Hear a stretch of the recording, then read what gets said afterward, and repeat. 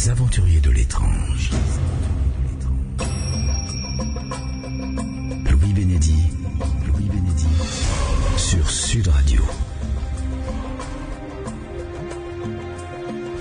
Bonsoir et bienvenue dans Les Aventuriers de l'étrange. Ce soir sur Sud Radio, je vais ouvrir un nouveau dossier historique. Il concerne un des plus grands personnages de l'histoire de France. Il s'agit de Napoléon Bonaparte, empereur des Français, ou plutôt, il s'agit de son alter ego, son double, son jumeau d'âme, ou encore, comme le qualifie mon invité ce soir, son âme double. René-Paul Guillot, bonsoir. Bonsoir. Vous êtes journaliste et historienne et l'auteur d'un livre intitulé Jomini, l'âme double de Napoléon, un livre qui est paru aux éditions Alphée Jean-Paul Bertrand. Alors, j'avoue que personnellement, je ne connaissais pas l'existence de ce Jomini et encore moins entendu parler de son rapport si particulier avec l'empereur. C'est un fait connu des historiens. Non, pas en France. En tout cas, très peu en France. C'est bien sûr connu en Suisse, mais vous savez, les Suisses sont très discrets, ils sont très modestes et ils ne parlent guère que de leurs grands hommes. Encore que dimanche dernier, je me trouvais dans la ville natale de ce Jomini, à Payerne, dans le canton de Vaud, où avait lieu une grande fête en son honneur, vernissage de son musée, etc. Mais les Français, puisque nous sommes en France, le connaissent très mal, encore qu'il soit enterré en France au cimetière Montmartre. Et qu'il ait été général français. Ah oui, et général russe également. Ce qui est absolument extraordinaire. Général français et général russe, c'est ça qui est intéressant dans l'histoire. Oui. Et d'ailleurs, même pendant un laps de temps très court, en même temps, ce qui était assez extraordinaire. Enfin, on va suivre avec vous les pas de cet homme qui a eu une vie pour le moins extraordinaire. Et puis, la relation, vous allez nous décrire cette relation particulière, si étrange, qu'il y avait entre l'empereur Napoléon Bonaparte et cet homme Antoine-Henri Jomini. Vous restez avec nous, nous allons continuer à découvrir ce dossier si passionnant dans Les Aventuriers de l'étrange sur Sud Radio. À tout de suite. Les Aventuriers de l'étrange. Louis Bénédy sur Sud Radio.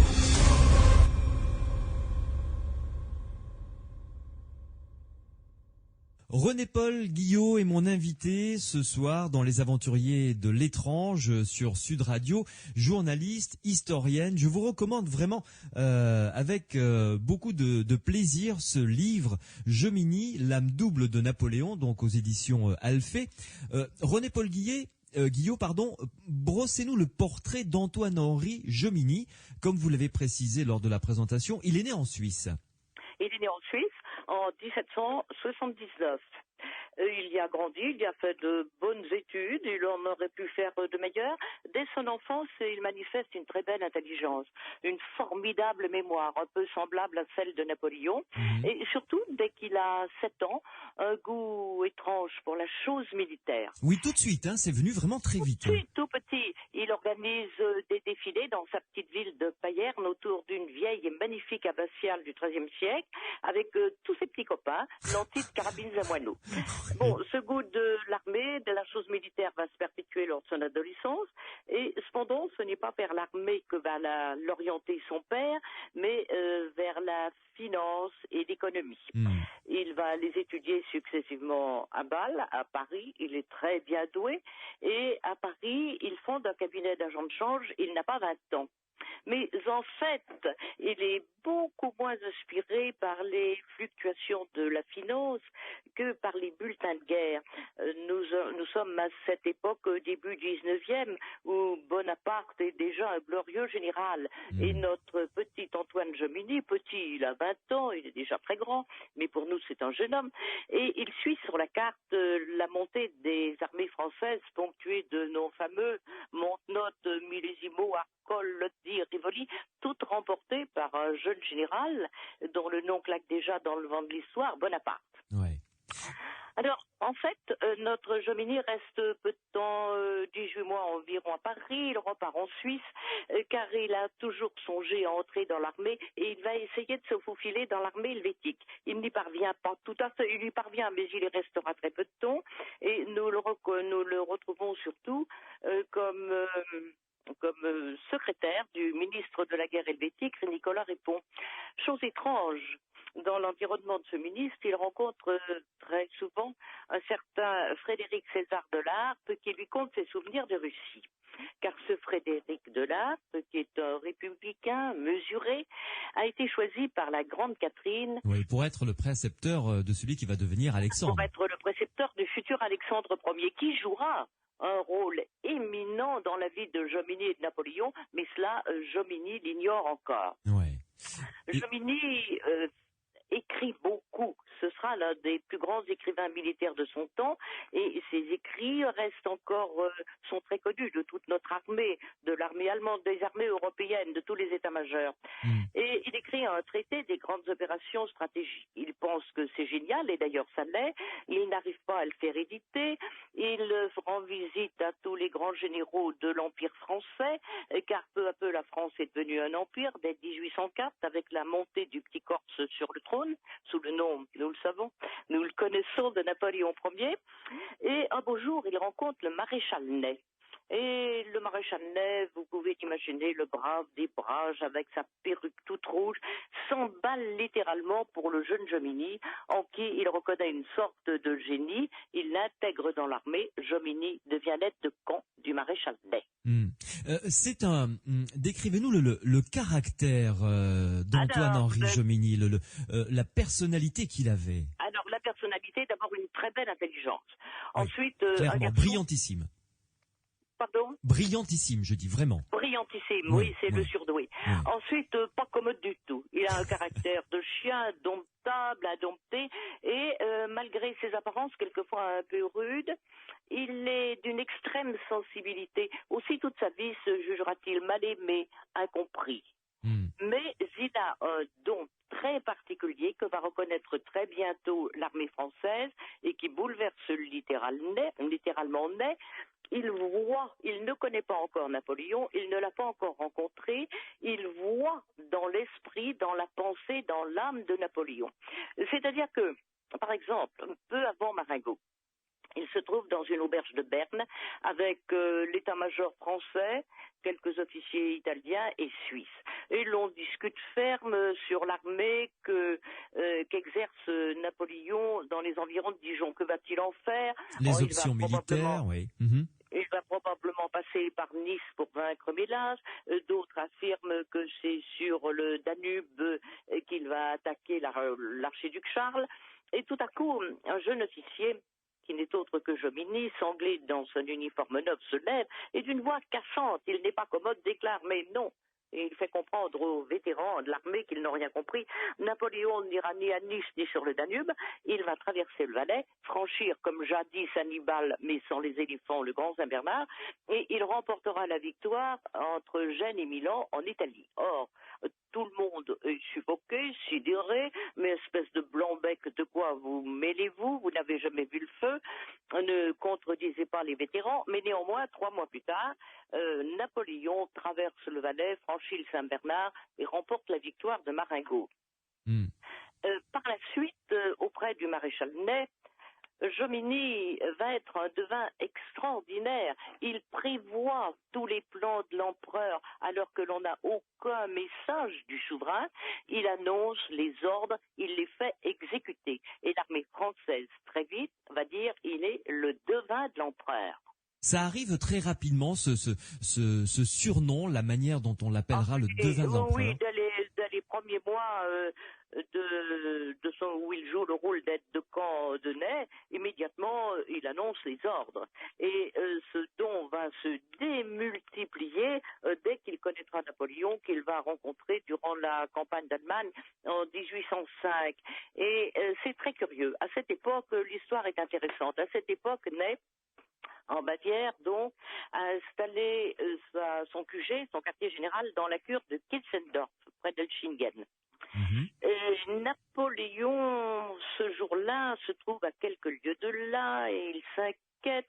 Il a donné des ordres à son beau-frère Murat, l'époux de Caroline, mais il connaît bien Murat, il est étourdi, il ne comprend rien à rien, il est brave, mais ça ne va pas plus loin. Oui. Il a chargé Murat de transmettre les ordres à Ney. Oui, mais Murat les a-t-il transmis? Napoléon s'inquiète. Il va donc prendre son cheval et malgré l'ouragan qui tonne sur la Bavière, il arrive à la cure d'Elchingen. Or, s'il savait il serait tout à fait rassuré, car effectivement, Ney n'a pas reçu d'ordre, s'est inquiété, Jomini n'a rien dit, mais lui, il a transmis les ordres, il les a fait exécuter aussi bien, peut-être mieux, peut-être que ne lui fait Napoléon. Ouais. Et racontez-nous parce que ça c'est intéressant, la première rencontre justement entre Napoléon et Jomini. Alors justement, ça s'est passé dans cette fameuse cure de Kissendorf. Ouais. Napoléon, donc s'inquiétant, se dit je traverse la Bavière, pour lui ça ne fait que quelques lieues, il arrive dans la cure de Kissendorf. Curieux, il n'y a personne dans la cure. Si, il y a quelqu'un, Jomini, mais Jomini qui était épuisé, qui n'en pouvait plus, qui s'est endormi et qui est réveillé par le bruit soudain. Il se précipite. Quel est donc cet intrus qui a osé forcer la porte de l'état-major, qui est crotté jusqu'aux genoux? Et puis, soudain, grâce à son tricorne et grâce à son mamelouk, il reconnaît l'empereur.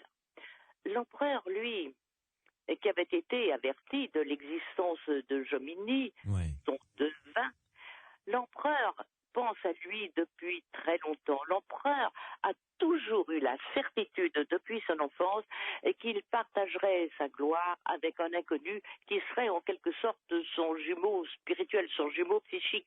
Et lorsqu'il est devant Antoine-Henri Jomini, il sait que c'est lui, il s'agit de lui. Mais il est seul à savoir. Jomini est au garde à vous. Il plonge ses yeux clairs dans les yeux clairs de l'empereur, mais il ne reconnaît pas qu'ils ont le même front haut, ce même regard pénétrant, ce même regard, ce même menton volontaire. Il soigne sa légende, cependant. Il est le devin de l'empereur. Un devin règne en quelque sorte sur son roi. Mmh. Et quelque temps plus tard, alors que Jomini aura annoncé justement à Ney, la Prusse va nous attaquer, mais Jomini, vous rêvez, les Prussiens n'ont aucune raison. Or, quelques jours plus tard, Jomini reçoit un ultimatum de Frédéric Guillaume, bref, de multiples prophéties, si l'on peut ainsi parler, et l'empereur décide de s'attacher Jomini, tout près de lui. Et il lui dit, bon, eh bien, Jomini, vous êtes attaché à mon service désormais, et à la façon de Napoléon, tout de suite, immédiatement, vous partez avec moi. Sire, répond Jomini, j'aimerais en prévenir Ney, et puis j'ai quelques documents à reprendre, mes équipages.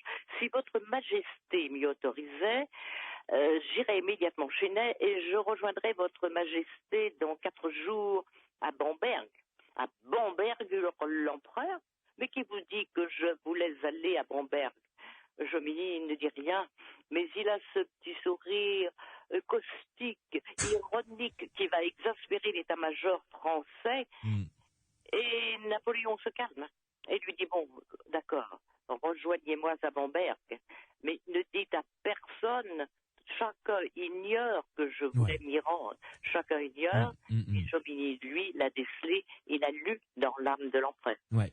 René-Paul Guillot, il faut quand même dire quelques mots concernant l'empereur Napoléon, qui avait, j'allais dire, le goût du merveilleux, ou peut-être est-ce qu'il tenait cela de ses racines corses, mais le sens de l'invisible, le sens aigu de la superstition, du merveilleux, et de capter les messages peut-être que le destin lui envoyait. Tout à fait. Je pense qu'il tenait ça peut-être de ses ancêtres corses, certainement aussi de sa mère, qui malgré un équilibre, une très grande solidité, a toujours pressenti le monde invisible. Et dès son enfance et dès sa jeunesse, Napoléon a été passionné par ce monde invisible.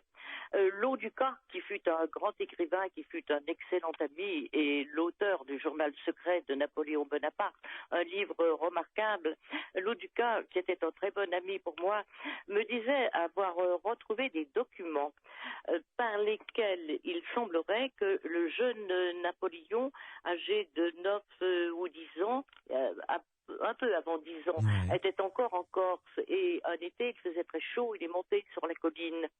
Et puis il s'est endormi, il a fait un rêve. Et dans ce rêve, il se serait vu, comme dans les rêves, s'envoler au-dessus de la mer. Dans un rêve, on fait n'importe quoi. envolé au-dessus de la mer, arrivé dans un pays tout à fait inconnu, avec des sapins, de la verdure, des lacs qui manifestement étaient la Suisse, et pénétré dans une toute petite ville avec une vieille abbatiale. Et il entendait le nom de cette petite ville, Payerne. Et puis, comme on fait dans les rêves, il passait à travers les murs. Et il est entré dans une maison où se trouvait un berceau. Dans ce berceau, il y avait un tout petit enfant. Napoléon aimait bien les petits-enfants. Il y en avait beaucoup dans sa famille. Il s'est penché sur ce berceau, il a vu l'enfant et on lui a murmuré « Jomini ». Et d'emblée, Bonaparte aurait su que ce Jomini n'était autre que lui-même. À partir de là, il a beaucoup lu. Il a beaucoup cherché et il a retrouvé ce qui pourrait être le mystère de l'âme double. Hmm. Imaginons, on peut y croire ou pas, mais nous en avons des exemples dans l'histoire. Imaginons que deux âmes coïncident totalement. Ça n'est pas impossible. On trouve ça quelquefois dans l'amour ou dans la grande amitié. Mais plus encore, imaginons qu'une âme peut se démultiplier. Une âme n'est pas une, on ne peut pas la compter comme un corps humain.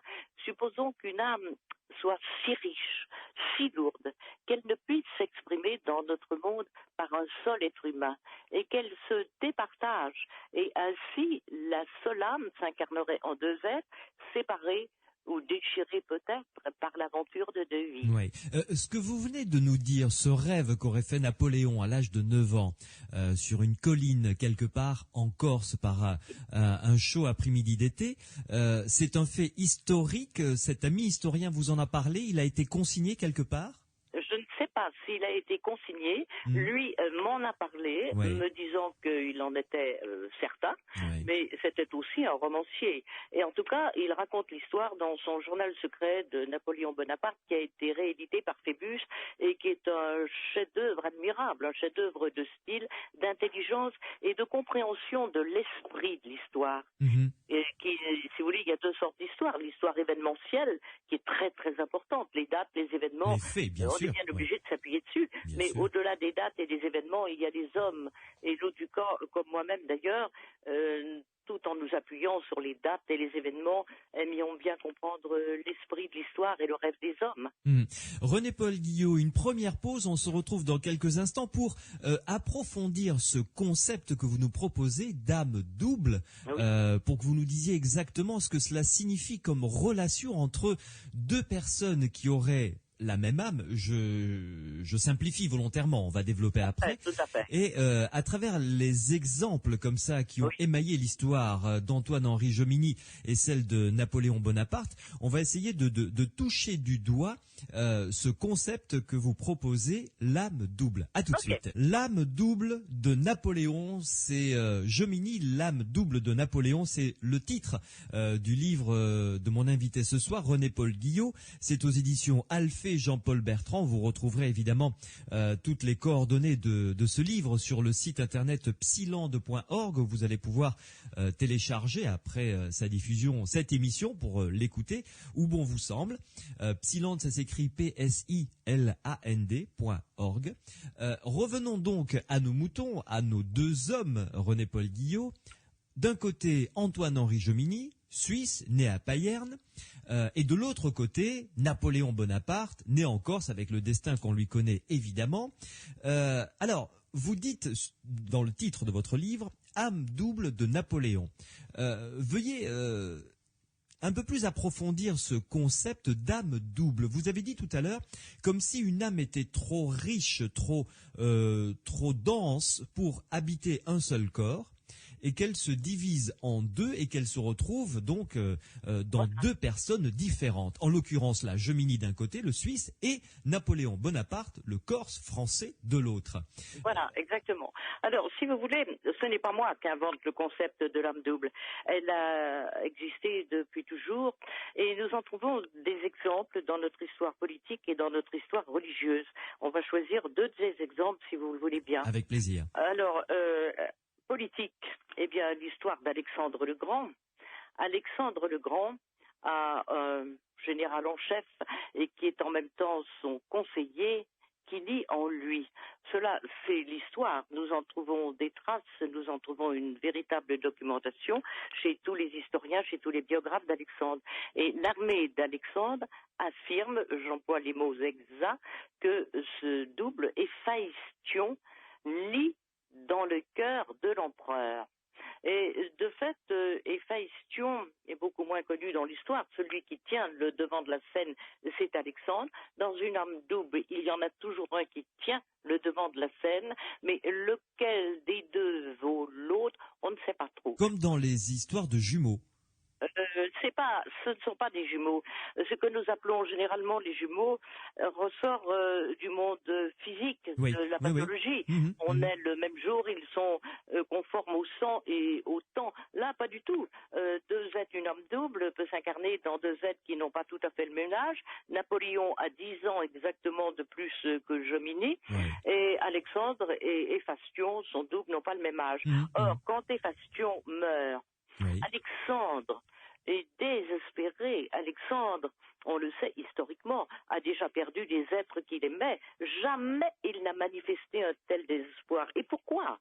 D'abord, sentimentalement, peut-être, encore qu'Alexandre n'est pas un sentimental, mais parce qu'il sait très bien que Héphaïstion meurt, s'en est fait de lui-même et de son empire. Et à partir de la mort d'Héphaïstion, effectivement, les choses commencent à ne plus aller très bien pour lui, l'armée se révolte et lui-même va mourir 8 mois plus tard. Ce sera la fin de l'empire d'Alexandre de Macédoine. Oui. Là, c'est un premier exemple que vous nous donnez. Pouvez-vous nous en citer un second? Alors oui, qui fait partie de notre histoire religieuse, qui est en même temps notre histoire. Il s'agit de Saint Augustin. Saint Augustin, et je crois on peut partager sa pensée ou sa foi ou non, mais je crois qu'il est vraiment parfaitement crédible. Et il a un disciple qui s'appelle Aliphus, un disciple qui lit en lui. Ils sont une âme double aussi. Et un beau jour, Saint Augustin perd Aliphus. Il est désespéré. À ce désespoir s'oppose sa foi, qui sera son soutien, mais dans ses confessions, tel est le titre de son ouvrage, il évoque cet Aliphus et il dit « Sa mort m'a brisé, il était mon double, nous n'étions tous deux qu'une seule âme en deux corps ». On peut l'interpréter comme on veut, mais les mots sont tels, nous n'étions tous deux qu'une seule âme en deux corps. Est-ce que ça n'est pas une métaphore? Je ne pense ça pourrait être une métaphore. Ne nions pas que ça puisse être une métaphore. Seulement, le problème, c'est que le texte, le style de Saint-Augustin n'est pas un style de métaphore. C'est un homme extrêmement précis. Il a beaucoup écrit, il n'emploie pas de symboles, il n'emploie pas de métaphores. Et d'autres personnages, des Platon, des Pythagore, ont beaucoup cru à l'âme double et l'ont évoqué. Et puis, quelqu'un d'autre, qui est à la fois très connu et méconnu en France, qui est celui que l'on a appelé le maître Philippe de Lyon, qui fut un grand sage et qui est mort en 1905. Je dirais qu'il n'y a que 100 ans, c'est presque notre temps, et il a toujours cru à l'âme double, il en a parlé à ses élèves, et il l'a défini à peu près comme je vous l'ai défini, c'est-à-dire une extravagante coïncidence à laquelle il est difficile de croire. Mais vous savez, depuis l'apparition de mon livre, je me suis aperçu qu'il y avait des lecteurs qui croyaient à ce phénomène vraiment. J'ai reçu notamment la lettre d'un lecteur de la région parisienne et qui me disait qu'il avait été ému en voyant ce titre et qu'il avait immédiatement acheté le livre parce que lui-même a la certitude d'être une âme double et il sait de quel personnage il est l'âme double. Alors, je ne vous raconterai pas cette histoire, je la laisse discrète, mais enfin, je vous signale le fait. Oui. Alors, dites-nous maintenant, par différents exemples, ce que ça induit comme relation, en l'occurrence entre Antoine-Henri Jomini et Napoléon Bonaparte. Certes, on l'a bien compris, même si ces ordres n'arrivent pas au maréchal Ney, eh bien, l'aide de camp du maréchal Ney, Jomini, sait exactement à l'avance quels sont les ordres que va donner l'empereur et les fait donner, les fait exécuter, en y apportant même des améliorations. En apportant un plus, tout à fait. Alors, il n'y a pas que ça, il n'y a pas qu'une question d'ordre, ça va beaucoup plus loin. Il lit dans l'âme de Napoléon, à partir de 1806, 1906, il est donc devenu pratiquement l'aide de camp de Napoléon, et ils vont vivre durant 7 ans botte à botte. On les verra sur toutes les routes d'Europe ensemble, et ils se trouvent un jour en Allemagne, à Berlin très exactement, et Jomini, avec son petit sourire exaspérant de celui qui sait des choses que les autres ne savent pas, se penche vers l'empereur et lui murmure à l'oreille: Ah, la Pologne vous tente, sire. Et Napoléon sursaute. Il n'a jamais parlé de ce désir de la Pologne qu'il porte en lui. Et Jomini, une fois de plus, a lu dans sa plus secrète pensée. On a quelquefois l'impression que Jomini est une part de Napoléon. D'ailleurs, Napoléon, l'eau du cas le lui fait dire, Napoléon dira: il est mon autre moi-même. Il le dira surtout à Sainte-Hélène. Il sera à Sainte-Hélène. Et que Jomini, surtout, et après la mort de Napoléon, très curieusement, Jomini semblera perpétuer la trace de la mémoire de Napoléon, et l'ensemble des grands de l'époque qui viendront le visiter s'adresseront à lui comme il se fut s'adresser à l'empereur lui-même, avec le même respect, avec la même ferveur. On va parler de la carrière d'Antoine-Henri Jomini, parce que même si Napoléon avait peut-être un mélange de crainte, d'estime, d'amitié très profonde vis-à-vis de lui, ça ne l'a pas empêché de ne pas réussir à contenir ses maréchaux, ses généraux, Berthier en tête. Vous nous raconterez cela tout à l'heure, pour évidemment par jalousie briser la carrière de Jomini et pousser Jomini à rejoindre les rangs russes et Alexandre Ier. Mais je vais me faire un petit peu l'avocat du diable. On le sait depuis le départ, vous nous l'avez dit, Antoine-Henri Jomini était un esprit brillantissime, un surdoué. Bien, comme Napoléon. Deuxièmement, un sens aigu de la stratégie militaire. Vraiment, un génie de la stratégie militaire. D'ailleurs, ses ouvrages en attestent. Alors, est-ce qu'on ne peut pas émettre l'hypothèse suivante, c'est que Jomini étant surdoué, un stratège militaire exceptionnel, que grâce à cette intuition, à cette connaissance, à cette force, il puisse arriver aux mêmes conclusions que Napoléon, et voire même les devancer. Ce sont deux génies qui se rencontrent, en fait. Oui, tout à fait. Ce sont deux génies qui se rencontrent. Mais ce qui se passe d'intéressant, c'est qu'à un moment donné de leur histoire, ces deux génies, pour des raisons dont nous allons parler, ne communiquent plus tout à fait. Leurs deux âmes restent proches, mais elles ne s'emboîtent plus. Et à partir de là, quand Napoléon n'a plus l'appui de Jomini, c'est la fin de l'Empire qui peu à peu se désagrège. Tant que Jomini reste auprès de Napoléon, l'empereur tient en main les atouts maîtres de l'histoire. Mais le jour où Jomini passe au service d'Alexandre, puisqu'il passera au service des Russes, c'en est fini, et de l'empereur et de l'Empire. Pouvez-vous nous donner des exemples? Parce que jusque-là, on s'est cantonné dans des exemples dans un cadre militaire. Des ordres, alors, si vous voulez, des options. Jusqu'en 1809, l'empereur et l'Empire rayonnent sur l'Europe. En 1809, tous les personnages que nous connaissons autour de Napoléon sont toujours en place, même Joséphine. Et ce n'est qu'à fin 1809 que Napoléon divorce de Joséphine. Alors tous les historiens, l'ensemble en tout cas des historiens, va reprocher ce divorce à Napoléon comme si Joséphine avait été sa baraka, sa part de chance. C'est faux. Alors ils diront, mais si, c'est vrai, puisque la dernière victoire que remporte Napoléon se situe, c'est Wagram, en 1809, et à cette époque, et pour très peu de temps encore, Joséphine est encore sa femme. Moi je veux bien, seulement à cette époque-là, 1809, déjà Napoléon connaît des revers énormes et très importants en Espagne. Or, que s'est-il passé? Il s'est passé qu'il y a eu Tilsit en 1807, que Napoléon et Alexandre ont beaucoup bavardé, et que Alexandre a révélé à Napoléon qu'il avait lu un ouvrage merveilleux, le traité des grandes opérations militaires, signé Antoine-Henri Jomini. Mais sire, lui dit-il, j'ai très bien reconnu votre écriture, votre texte, les silences même de votre écriture. J'ai très bien compris que vous aviez écrit ce traité sous le pseudonyme de Jomini. Oui. Et Napoléon lui dit, mais non, c'est un de mes officiers et un officier suisse, cela va intéresser Alexandre. Parce qu'un Suisse est un Suisse. Il est reste d'abord lié toujours à sa suisse. terre, à son sol, il peut vendre ses services à l'Allemagne, à la France, à la Russie, il ne trahit personne. Et Alexandre, en lisant le traité des grandes opérations militaires, puisqu'il a cru que c'était l'œuvre de Napoléon, s'est aperçu de l'identité d'esprit de l'un et de l'autre. Et il a très bien compris qu'il ne s'agissait pas seulement d'une vision stratégique qui pourrait leur venir à tous deux de leur étude de Frédéric le grand stratège de leur époque, mais qu'il s'agissait d'autre chose, qu'il s'agissait d'une identité, ce qui est différent. Et il s'est dit que s'il attirait Jomini chez lui, il détiendrait l'esprit de Napoléon et qu'il pourrait le vaincre. Vous voyez, c'est plus qu'une simple connivence de très grands stratèges. Ouais. Autre chose. Jomini est le support de la grandeur de Napoléon. Le jour où Jomini ne sera plus là, c'est fini.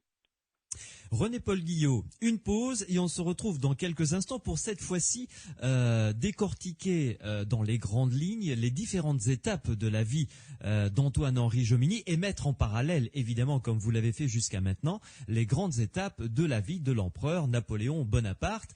On va parler de cette partie où ils se rencontrent, où ils se rapprochent, où ils se reconnaissent et ensuite où ils se séparent. Et à partir de là, chacun va suivre son chemin avec plus ou moins le bonheur que l'on sait. Vous êtes toujours sur Sud Radio dans Les Aventuriers de l'étrange. On se retrouve dans quelques instants. Dans Les Aventuriers de l'étrange, un dossier historique ce soir sur Sud Radio. On parle d'un homme qui s'appelait Antoine-Henri Jomini, âme double de Napoléon Bonaparte, empereur des Français. Je reçois la journaliste historienne ce soir, René-Paul Guillot, qui vient de publier aux éditions Alphée ce livre qui s'intitule Jomini, âme double de Napoléon, un livre qui se lit vraiment comme un roman. Vous avez opté pour le parti pris de prendre le lecteur par la main et de lui, comme si nous lisions ou que nous étions sur l'épaule de Jomini pour voir presque comme il a vu son histoire, n'est-ce pas? Tout à fait. C'est un parti pris qui c'est pas un parti pris. Je crois qu'il faut s'attacher à voir l'histoire de façon un petit peu plus vaste que nous l'avons vu jusqu'à maintenant. Quand on écrit un livre d'histoire, on ne fait pas un cours pour l'école primaire. On fait la grande histoire qui nous concerne tous et que nous continuons, que nous poursuivons aujourd'hui. Alors, Antoine-Henri Jomini, vous l'avez dit lors du commencement de cette émission, brillantissime, grand stratège, un caractère de cochon, mais son intelligence va lui jouer des tours. Le fait qu'il ait peut-être ce petit sourire narquois qui faisait comprendre aux autres que lui savait ce que eux ne savaient pas, parce qu'il avait cette relation particulière avec l'empereur. La jalousie est terrible. Une jalousie terrible, parce que imaginez l'état-major de l'empereur. De quoi est-il fait? De tous ces braves, des Murat, des Berthier, des Marmont, tout ça, qui ont été depuis toujours avec lui. Ils sont connus, ils avaient 16 ans, 17 ans. Ce sont les fils de la Révolution. Et ces enfants de la Révolution sont devenus les princes de l'Empire. C'est une montée extraordinaire. Et ils ont été, pour la plupart, ils étaient déjà en Égypte avec le jeune Bonaparte. Ils l'ont suivi au pas à pas. Et parmi ceux-ci, il y en a un qui va jouer un rôle terrible et très néfaste dans la vie de Jomini, c'est Berthier. Berthier est devenu le chef d'état-major de l'empereur. Il est son homme de confiance. Oh, Napoléon avoue, Berthier, c'est rien Berthier, c'est une bête. Oui, c'est une bête. Mais enfin, c'est une bête qui est debout de jour, de nuit pour le service de l'empereur, à qui l'on peut toujours faire appel. Bref, il a l'impression d'appartenir entièrement à l'empereur, mais en revanche, l'empereur lui appartient. Et soudain, que se passe-t-il? Il y a ce Suisse, un étranger, pensez donc, ce Suisse qui arrive, qui est séduisant, il est vrai, que l'on appelle le devin de l'empereur, et qui surtout, durant 7 ans, 1806 à 1813, parcourt l'Europe botte à botte avec l'empereur. L'empereur l'emmène à la signature des traités, l'emmène sur toutes les routes européennes, il ne se quitte plus. Berthier en crève de jalousie, il en est malade. Et chaque fois que le jeune Jomini aura droit à une nomination, et comme il est chargé de les contresigner, il supprime la nomination ou il la transforme. Par exemple, lorsque Napoléon, recevant le second tome des grandes opérations militaires de Jomini, le lit et trouve ce livre qui est extraordinaire. C'est un livre qui offre des règles de guerre redoutables à partir de la campagne d'Italie. Napoléon n'est pas très content, Fouché ne devrait jamais laisser éditer des livres pareils, il ne veut pas instruire ses ennemis de sa propre stratégie, mais enfin, c'est une œuvre tellement remarquable qu'il va donner à Jomini le titre de colonel. Un peu plus tard, il va nommer chef d'état-major du 6e corps. La nomination passe par Berthier, qui est furieux, la transforme. Ce ne sera plus chef d'état-major, ce sera sous-chef d'état-major. Avec le caractère que nous avons déjà défini tous les deux de Jomini, vous voyez à peu près la fureur du Suisse. Il se sent trahi. Oui. Modeste Berthier, et celui-ci ne le pardonnera jamais et il fera tout pour lui nuire. Il a derrière lui l'état-major, mais enfin, l'ennemi numéro 1, c'est Berthier. Et c'est la hargne de l'état-major que mérite quelquefois Jomini. Vous savez, il n'est pas facile. L'amiral Courant, qui est un homme pacifique, lui pose un jour la question, colonel, un débarquement en Angleterre serait-il envisageable? Et toujours avec son petit sourire odieux, Jomini de lui répondre, monsieur l'amiral, ce n'est pas à moi, c'est au marin de savoir si la chose est possible. Encore le serait-elle? Vous pourriez peut-être vous demander si elle est opportune. Bref, il est insupportable. Et comme on le jalouse, eh bien, on fera tout pour lui nuire. Or, depuis 1807, depuis qu'Alexandre sait que Jomini est suisse et qu'il est en quelque sorte ce qu'il estime avec son âme slave, Alexandre a très bien perçu l'identité de l'âme double. Il estime donc l'âme double, l'esprit de Napoléon, et il veut l'attirer auprès de lui. Donc, 1807, 1809, 1810, 1812, il va lui envoyer des messagers. Il va lui faire des offres extraordinaires. Colonel, vous seriez général en Russie, vous auriez une solde qui doublerait celle que vous avez en France. Mais Jomini refuse. Il refuse parce qu'il sait tout ce qu'il doit au maréchal Ney.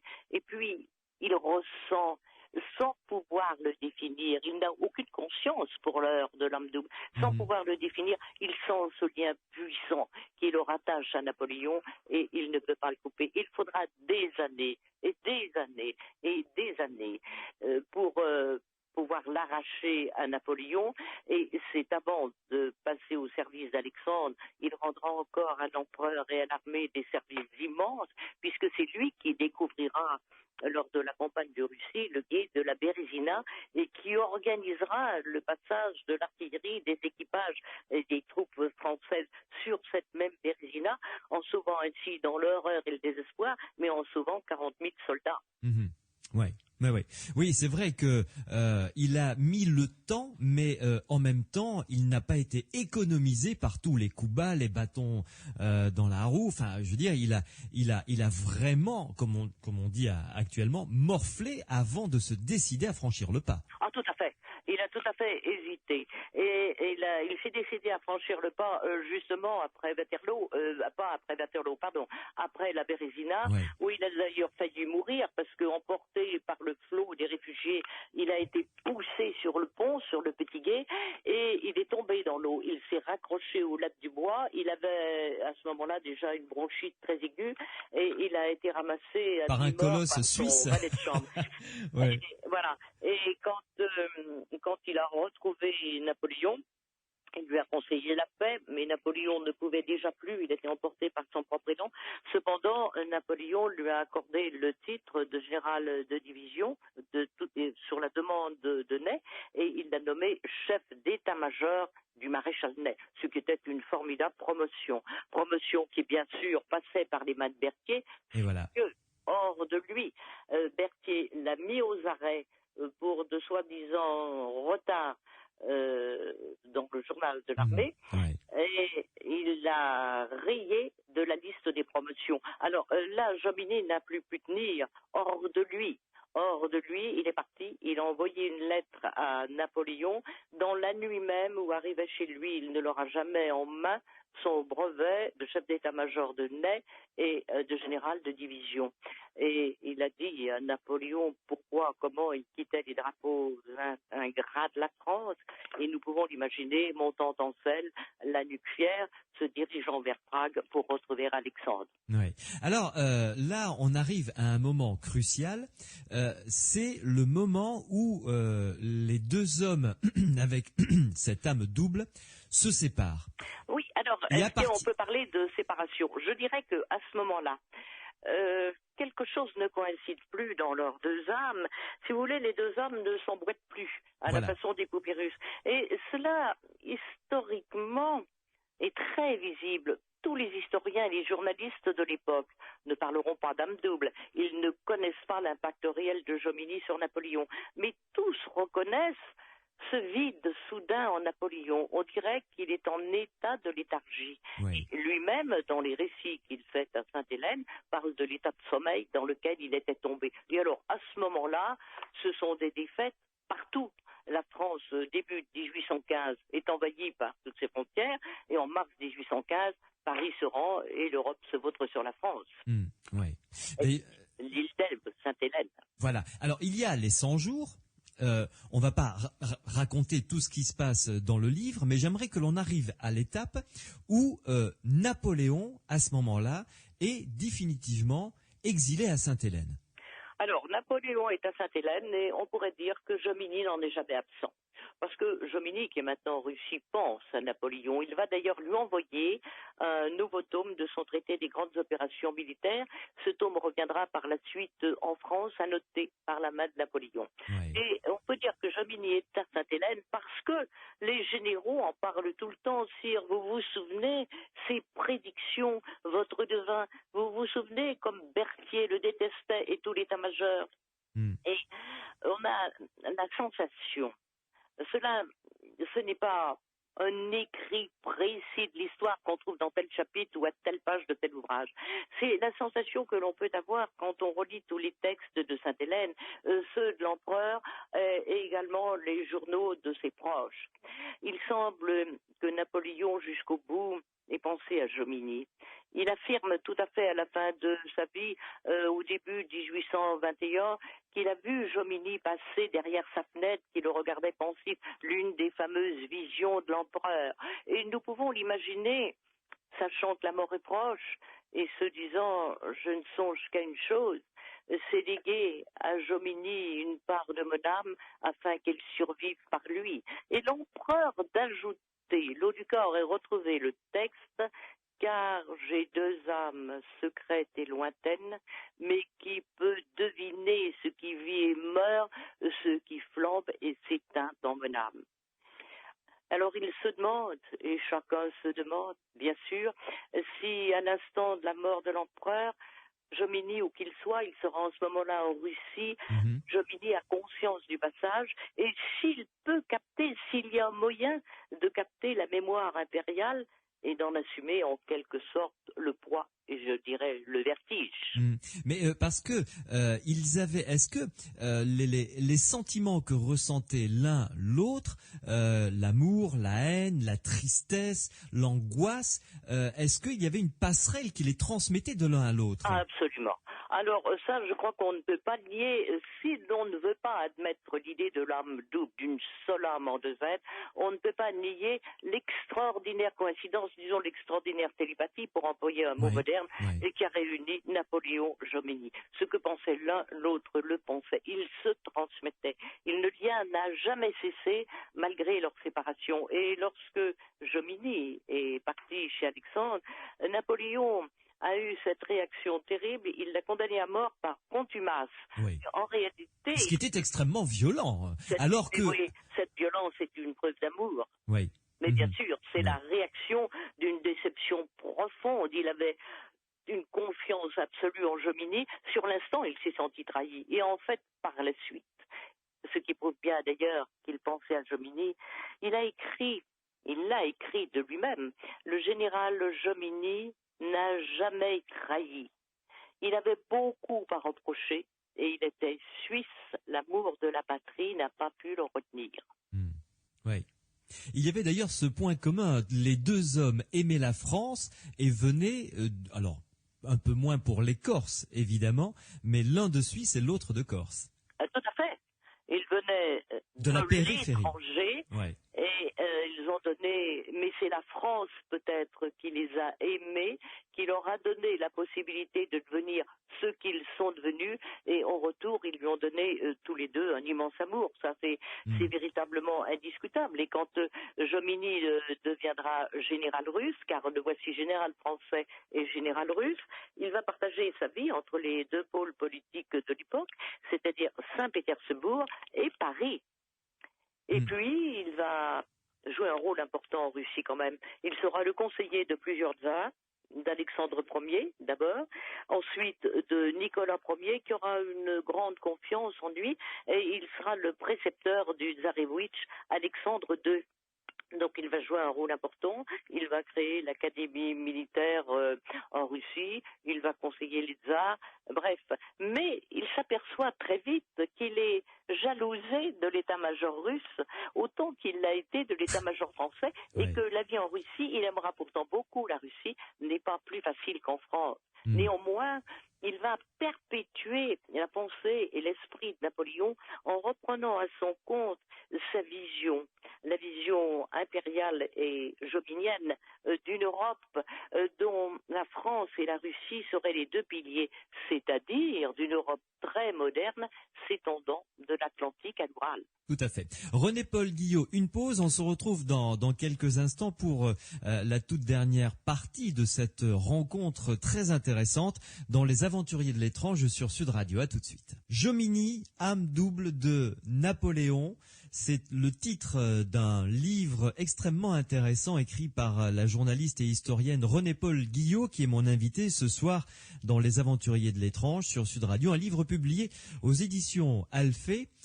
René-Paul Guillot, l'hypothèse de l'âme double, surtout concernant un homme aussi exceptionnel que Napoléon et que Henri-Antoine Jomini, n'est-ce pas complètement, totalement audacieux comme hypothèse? Qu'en pensent vos autres collègues, que ce soit des historiens ou des auteurs? Alors, suivant les historiens, il y a des divergences. Quand j'ai affaire à des historiens pour qui l'histoire est une date et un événement, ils ne sont pas d'accord. D'ailleurs, ils ne cherchent pas à aller plus loin. Mais un très grand nombre d'historiens, et je vous ai déjà cité Lauduca, qui a été un des plus grands, parce qu'il connaissait les dates, les événements, mais il connaissait aussi l'esprit de l'histoire, étaient tout à fait d'accord. Pour lui, il n'y avait aucun doute. Et les historiens sont partagés, bien sûr, mais les historiens sont toujours partagés dans tous les domaines. Si vous faites écrire la vie de Gaulle à deux historiens, ils n'écriront pas la même chose. Bien sûr. Donc, chacun d'entre nous peut voir à sa façon peut-être. Ce qu'il y a de vrai, c'est que après la mort de Napoléon, enfin un certain temps après, plusieurs années après, en 1827, Jomini va écrire un ouvrage qui n'est plus un ouvrage de stratégie, mais qui est un ouvrage très étrange. Il s'agit de la vie militaire et politique de Napoléon, écrite par lui-même. Moi, Napoléon, je. Et Jomini de noter en marge de son ouvrage, dans son petit carnet de notes, je suis glacé par ces phrases qui s'évadent de moi et par ce jeu dont je comprends aujourd'hui l'illimité et qui m'envahit tout entier. Et ce jeu va l'envahir de plus en plus. Napoléon, l'âme de Napoléon, sa mémoire tout au moins, va envahir Jomini de telle sorte que les écrivains de l'époque, les Sainte-Beuve, les Lamartine, les hommes politiques, les Thiers, tous les stratèges du monde entier qui viendront le voir, s'adresseront à lui avec le respect qu'ils auraient eu pour l'empereur. Prenons un exemple plus précis encore, le maréchal Marmont. Marmont ne s'était pas très bien conduit à Salamanque. Et en plus, Marmont avait, à la fin des 100 jours, avait ouvert la porte de Paris aux Alliés, ce qui, évidemment, pouvait être considéré comme une trahison envers Napoléon. Or, voici qu'en 1825, il a rencontré Jomini. Ils se sont rencontrés notamment au sacre de Nicolas Ier en Russie, à Moscou. Et Marmont lui a parlé de Salamanque. Et j'ominis de noter, je suis tout de même très étonné de voir un général d'Empire qui est aujourd'hui ambassadeur de son roi et qui vient s'excuser devant moi de ses erreurs à Salamanque et qui m'en demande pratiquement pardon comme si j'étais l'empereur et comme si seul je pouvais m'en excuser. Oui. C'était un poids quand même, un fardeau pour Antoine-Henri Jomini. On avait l'impression que des fois, il était gagné complètement par l'esprit de Napoléon et d'autres fois où il prenait un peu plus de recul et se retrouvait finalement un peu plus lucide lui-même. Oui, il se retrouve lui-même, il n'a jamais dans l'âme double, on ne cesse jamais d'être soi-même, on est soi-même plus un autre, on est soi-même avec un plus. Et Jomini dira lui-même, quand il apprendra par les fidèles de Sainte-Hélène qui viendront le voir et qui lui révéleront ce qu'ils tous ils ont compris à la fin de la vie impériale, et ils lui révéleront cette histoire de l'âme double qu'il était probablement avec Napoléon, et il notera lui-même, je suis bouleversé, il y a des choses qu'on n'écrit pas, mais il est vrai qu'en sa présence, je me sentais dans un état voisin de l'extase. Mon intuition se doublait, mon intelligence, ma mémoire se démultipliait, il était un autre. Et peu à peu, il se sent devenir cet autre, non sans souffrance, non sans difficulté. D'ailleurs, il y a dans Jomini, dans les portraits de la fin de sa vie que l'on observe, il est intéressant de le voir.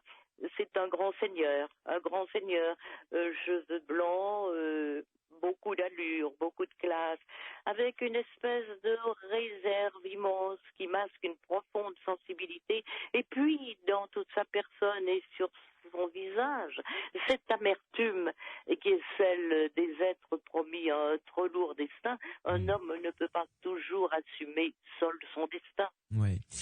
René-Paul Guyot, pour conclure, comment expliquez-vous cette méconnaissance du grand public d'Antoine-Henri Jomini, dont je suppose qu'il est très connu en Russie, par exemple? Il est il est très bien connu en Russie, il est très bien connu de tout l'état-major allemand, il est connu de la plupart des officiers français qui ont étudié ses écrits, mais c'est vrai, il n'est pas connu en France et j'aimerais bien qu'il soit connu car il le mérite. Je l'explique par une chose importante, c'est que justement il est suisse et je vous l'ai dit tout à l'heure au début de cette interview, les Suisses ne font rien, ils restent très modestes, ils ne font rien pour faire connaître leurs grands hommes. Alors il semblerait en ce moment que ça commence, puisqu'il y a eu des fêtes particulières pour Jomini il y a 8 jours auxquelles j'assistais.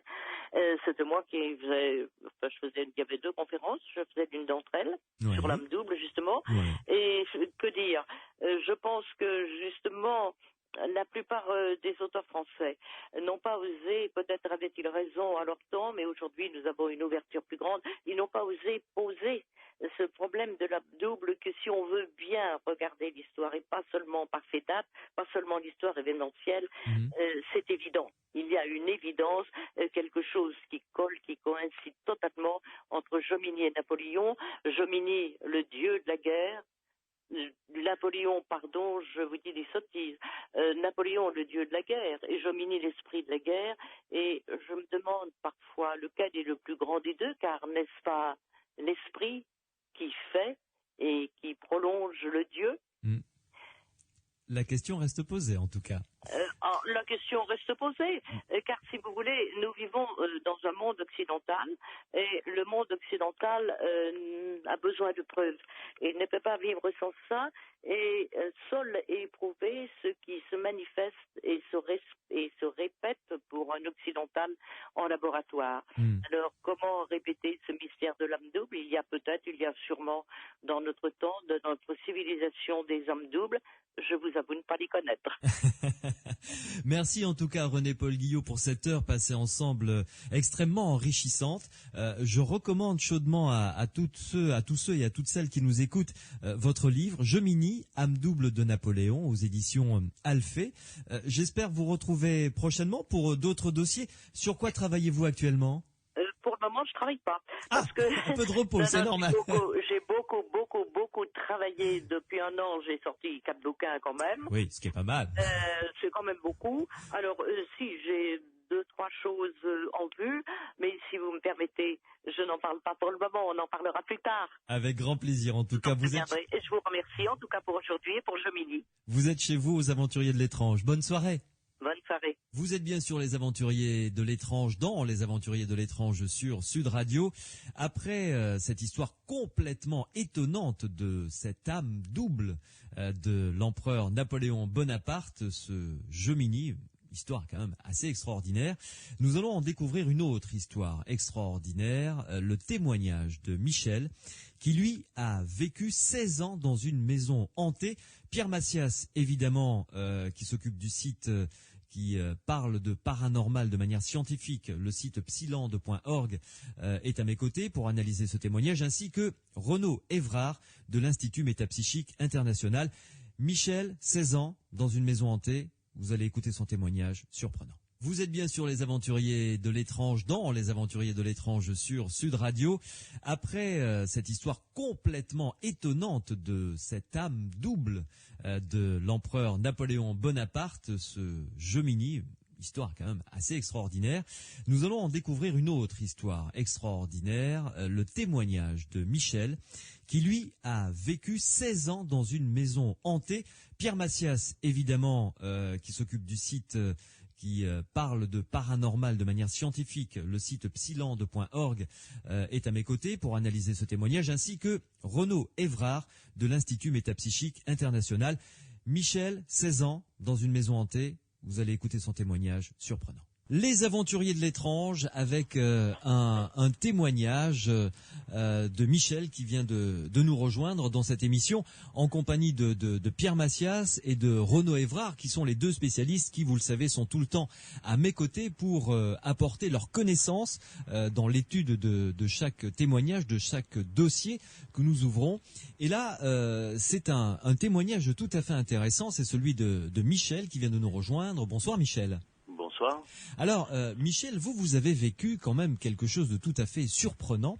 Quand on le dit comme ça, de manière tout à fait brute, déjà, c'est quelque chose qui surprend. Vous avez vécu durant 16 ans, c'est ça à peu près? C'est ça, 16 ans. Hein, Oui. 16 ans dans une maison hantée. Oui. Alors, c'est déjà sur la longueur, c'est extrêmement important. Et on va comprendre que les phénomènes auxquels vous avez assisté et que vous avez vécu ne le sont pas moins. Vous et votre épouse d'ailleurs, Oui. vous avez vécu des phénomènes assez importants. Alors, décrivez-nous d'abord le contexte. Alors, je précise tout de suite que pour des raisons évidentes de confidentialité, on ne situera pas cette maison. Parce que c'est une maison qui est très vieille, Oui. qui a une place dans l'histoire, on va dire. Voilà, Oui, c'est tout à fait. avec des grands noms qui se sont succédés. Juste quand même quelques indications. Une maison qui date de quand, qui a quelle ancienneté pour qu'on se situe à peu près? Moyen Âge, Renaissance, 16e, 17e, 18e siècle à peu près? Elle est du 16e. Elle est du 16e siècle. Voilà. Bon, donc déjà, une maison à l'âge plus qu'honorable. Et alors, racontez-nous ce que vous avez vécu dedans. Ça a commencé comment? Ben, ça a commencé en fait par des coups portés dans le mur, des coups frappés avec ce qui pourrait être une masse, Ouais. voilà, dans un mur. D'abord, Oui. la situation. Vous viviez dans cette maison. C'était quoi? Enfin, c'est quoi, puisqu'elle existe toujours. Un château, une chartreuse, un hôtel particulier. Comment? C'est un hôtel particulier qui est issu d'un ancien château qui était beaucoup plus grand, donc qui est juste une partie du château en question, mais qui est maintenant un hôtel particulier. Ouais. Qui a été divisé en plusieurs appartements, c'est ça? Non, en plusieurs hôtels particuliers. Ah, d'accord. Voilà. Très bien. Très bien. Dans lequel j'avais un logement de fonction. Oui. Alors, le logement de fonction était situé à l'étage, hein, si j'ai bien compris. Il était, oui, au 3e étage. Au 3e étage. Et alors, tout a commencé un soir vers 23h. Voilà, aux environs de 23h30. Mhm. Voilà, donc j'ai entendu des coups portés avec une masse dans un mur, à l'étage inférieur. Attendez, parce Voilà. que quand on frappe avec une masse contre un mur, Oui. ça fait, excusez-moi l'expression, ça fait un sacré boucan quand même. Oui, ça fait beaucoup de bruit, oui, Ouais. tout à fait. sourd, mais assez fort. Mhm. Tout à fait. Et quelle a été votre réaction à ce moment-là? Ben, ma réaction, la première fois, n'a pas été, comment dire, particulière. Ouais. En fait, j'étais intrigué quand même d'entendre des coups à 23h30, donc quasiment en pleine nuit. Ah oui, je comprends. Mais bon, comme le bâtiment est mitoyen avec un autre bâtiment, ben, le lendemain, je me suis renseigné pour savoir si éventuellement quelqu'un aurait eu besoin de faire quelques travaux dans les murs en urgence à une heure tardive. Ouais. Voilà, ce qui n'était absolument pas le cas. Mhm. Et les voisins, donc l'autre côté du mur, n'avaient absolument rien entendu par contre. Voilà. Ah, Eux n'ont rien entendu. Le bruit était uniquement dans le bâtiment que j'occupais. Alors que quand on frappe dans un mur, je veux dire, le mur résonne évidemment dans tous les bâtiments adjacents, quoi, au moins. Oui, a priori, il aurait dû être entendu de l'autre côté du mur. Oui. Bien sûr. Ouais. Et ça n'était pas le cas. Ouais. Et que s'est-il passé après alors? Ben après, j'ai eu le même phénomène plusieurs fois. Bon, ça n'était pas de façon régulière, mais toujours à la même heure par contre. Voilà, et donc les 2-3 premières fois, bon, j'ai eu à peu près la même réaction, et puis après, à la longue, puisque les choses se répétant, ben, j'ai fini par descendre à l'étage inférieur au moment où les coups étaient portés dans le mur. Et alors? Et donc à cette occasion, ben, j'ai pu constater qu'en entrant dans la pièce où étaient situés les coups, le phénomène s'arrêtait et reprenait une fois que je ressortais de la pièce. Systématiquement? Systématiquement. Ça, c'est très étonnant. Ouais. C'est assez étonnant, oui. C'est même très troublant sur le moment. Ah, j'imagine bien, oui. Oui. Mais il y avait juste des coups sourds dans le mur. Vous n'entendiez rien tomber parce que là, ça, comme on fait tomber un mur, quoi. Il y a toujours des bruits de gravats, des choses comme ça. Là, c'était juste le coup, quoi, l'espèce de simplement des coups dans le mur. Simplement ça. Ouais. Voilà. Et est-ce qu'il y a eu d'autres phénomènes dans que vous avez vécu lorsque vous viviez dans cette bâtisse? Il y en a eu, oui, effectivement, beaucoup d'autres. Oui. Voilà, ça a été le début où à l'époque j'étais encore seul dans le bâtiment. Et après, donc, quand je me suis plus retrouvé seul, donc j'étais avec mon épouse, celle qui est à l'heure actuelle mon épouse et sa fille. Oui. Mais là, nous étions à l'étage en dessous, puisqu'on avait changé de logement. Mm-hmm. On était à l'étage en dessous, et là, on a eu d'autres phénomènes, dont notamment des pas. On entendait marcher des gens à l'étage au-dessus. Et on a entendu également un bébé pleurer. Alors qu'il n'y avait ni personne qui habitait au-dessus. Il n'y avait strictement personne. Oui. Tout à fait. Et encore moins de bébés, évidemment. Et encore moins de bébés, mais bien sûr. Et bien sûr, toujours, toujours de temps en temps, ces fameux coups dans le mur à 23h30 le soir. Ah, qui continuait quand même Qui continuait, oui, qui continue toujours d'ailleurs. Ouais. Oui. Mais à quelle fréquence? C'était quoi? Une fois par mois? Une fois tous les 2 mois C'est très irrégulier. Ouais. C'est très très irrégulier. Ça a pu se produire, je dirais, pendant une quinzaine de jours tous les soirs et puis s'arrêter pendant 6 mois. C'est très irrégulier. Mm-hmm. Voilà. Et moi, comme j'ai l'occasion d'y retourner de temps en temps, j'ai pu constater que le phénomène existait toujours. Voilà. Mais toujours pareil, de façon très très irrégulière. Ouais. Mais des personnes vivent là où vous viviez actuellement? À l'heure actuelle, non. Non, il n'y a plus personne dedans. Ouais. Et donc lors de vos différents courts séjours, cette fois-ci j'imagine dans cette bâtisse, il se produisait de temps en temps ce genre de phénomène encore? C'est arrivé, oui. Ouais. Là on parle des coups dans le mur. Des coups dans le mur, oui. Ouais. Et est-ce que c'est une fois que votre compagne vous a rejoint avec sa fille, donc 2 personnes extérieures, voilà. Est-ce que elles aussi ont entendu ces coups? Ah oui, bien sûr, oui.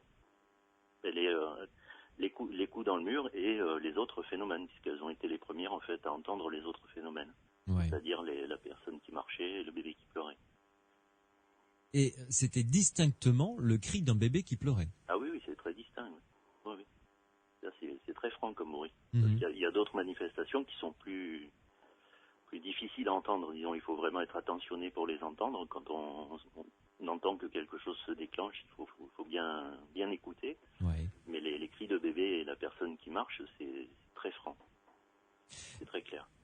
Je vais vous poser une question, je ne sais pas si vous allez pouvoir me répondre, mais à votre avis, Oui. si on avait laissé tourner un magnétophone Oui, pour enregistrer, oui. est-ce qu'à votre avis, un objet comme ça, donc tout ce qu'il y a de plus matériel, je veux dire, aurait enregistré ces sons? Oui, bien sûr, oui. Oui. Parce que nous, on l'a fait, donc oui. On a fait quelques enregistrements, oui, sur lesquels on a des manifestations. Ah oui, vous avez tenté l'expérience. Enfin, Ah nous, oui, on l'a fait, oui. l'idée vous est venue à vous aussi, quoi. Ah oui, oui, oui. Et donc on entend clairement sur la bande les coups portés par les murs, sur les murs. On n'entend pas les coups dans le mur. On n'entend pas les coups dans le mur, on entend la personne qui marche, Oui. qui s'approche d'ailleurs de l'appareil apparemment. Et on entend quelqu'un chanter dans le fond de la pièce d'à côté. Hein, qui Ouais. chante accompagné d'un clavecin. Ah bon? Oui, oui, oui. Alors qu'il n'y a pas de clavecin, mais un piano dans la pièce. Mais bon, Ouais. Mhm. c'est un détail. Enfin oui, Bon, quand même. on entend ça, on entend des souffles, on entend des petites choses, quoi. Voilà. Ouais. Donc on a fait pas mal d'enregistrements parce qu'on a supposé qu'il pouvait y avoir pas mal de bruit parasite, donc il y a des choses qui pourraient ne rien avoir à voir avec ça. Mhm. Donc on en a fait beaucoup pour avoir vraiment des petites séquences Ouais. de choses qui sont vraiment inexplicables. Ouais. Et vous les avez toujours, ces enregistrements? C'est pas moi qui les ai, non. Ce n'est pas moi qui les ai, c'est celui qui s'est chargé de faire corroborer tout ça avec l'historique du bâtiment. Ouais. Voilà. Et parce que c'est la question que j'allais vous poser, évidemment, Oui. un bâtiment du XVIe siècle qui appartient à l'histoire. Il y a dû y avoir beaucoup de choses qui se sont déroulées à l'intérieur, Oui. agréables comme des drames, j'imagine, comme toute Oui. vie d'être humain normal. Oui, tout à fait. Vous avez pu essayer de trouver des pistes? Oui, bien sûr, oui, on a fait corroborer tout ça, donc avec un Mhm. ami qui est docteur en histoire, Ouais. qui est intéressé à l'histoire de l'endroit, Mhm. enfin, pas du bâtiment, mais de la ville dans laquelle il est situé. Ouais. Et donc en recoupant avec un certain nombre d'événements et de personnages et enfin, pas mal de choses, on a situé tout ça au XVIIe. Voilà. Au XVIIe siècle. avec des personnages, je dirais, quasiment identifiés avec certitude. Mhm. Grâce à quoi vous avez pu l'identifier? Grâce à quoi? Le fait que il y ait quelqu'un qui chante, Non, la c'est chanson, le clavecin, le quoi? C'est le bébé surtout. Enfin, le clavecin, la personne qui chante, nous a permis de dater à peu près. Ouais. Parce que on reconnaît le style de l'époque. Mhm, mhm. Voilà. Ouais. Mais je dirais que celui qui est le plus caractéristique, c'est le bébé qui pleure. En fait. C'est ça qui vous a mis dont sur. on est à peu près sûr de l'identité. Ouais. Ouais. Ouais. Ouais. Parce que ça correspond exactement à l'histoire du bâtiment. Ouais. Un drame, j'imagine. Un drame, oui, bien sûr. Ouais. Ouais. Bien entendu. Et alors, votre épouse a vécu quelque chose de tout à fait particulier. Oui. Est-ce que vous pouvez nous le raconter? Oui, mais moi j'étais pas là ce soir-là, mais bon, elle était devant la télé et à un moment, elle a vu passer donc ce qu'on suppose s'appeler un spectre, c'est-à-dire une forme impalpable, voilà, mais qui déforme en fait comme une volute de chaleur qui se déplace, voilà, Mhm. qui est entrée dans la télé, l'a éteinte, la télé s'est rallumée, la forme est ressortie. Ça a duré Voilà. combien de temps? Est-ce qu'elle vous l'a dit? Bon, elle me l'a pas dit, mais bon, tel qu'elle me l'a raconté, ça a dû durer une dizaine de minutes peut-être. Ah, c'est long, 10 minutes. Mais voilà, le temps que la forme se déplace d'un côté à l'autre de la pièce, entre dans la télé, reparte de l'autre côté de la pièce. Ouais. Peut-être moins de 10 minutes, Mhm, peut-être 5 mhm. minutes, mais Ouais. le temps de faire l'aller-retour. D'accord. Et Voilà. la télé s'est éteinte. Elle s'est éteinte, oui. Oui, il y a eu d'autres phénomènes physiques qui se sont produits. On a eu notamment des clés qui ont disparu pendant 3 jours. Ouais. Voilà. Et Je ne sais pas pourquoi, mais bon, elles ont disparu pendant 3 jours. et donc elles Après, ont réapparu parce que vous dites. oui, elles ont réapparu à l'endroit où elles étaient censées être d'ailleurs. Ouais. Voilà, elles étaient posées sur une cheminée et pendant 3 jours, elles n'étaient plus posées sur la cheminée. Et elles sont revenues sur la cheminée. Oui, là où elles étaient censées être, Là comme où vous elles l'avez étaient dit. censées être au départ.